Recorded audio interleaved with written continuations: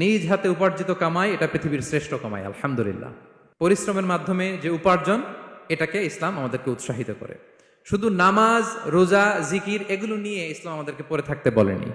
Quranic order হচ্ছে আপনার নামাজ শেষ, আপনি বেরিয়ে পড়বেন, কাজে বেরিয়ে যাবেন। ফাইদা কুদিয়াতিস সালাতু ফান্তাশিরু ফিল আরদি ওয়াবতাগু মিন ফাদলিল্লাহ। বিধানটা কার বলুন? আওয়াজ করে বলুন, বিধানটা কার? এটা কোরআনিক ভার্ডিক্ট, কোরআনের বিধান। নামাজ শেষ, গোল হয়ে বসে জিকির করতে বলা নাই আল্লাহ। আল্লাহ বলেছে ফান্তাশিরু ফিল আরদ ওয়াবতাগু মিন ফাদলিল্লাহ, জমিনে ছড়িয়ে পড়ো, আল্লাহ রিজিক তালাশ করো। নামাজ শেষ, বেরিয়ে যাবেন। কৃষক চলে যাবে মাঠে,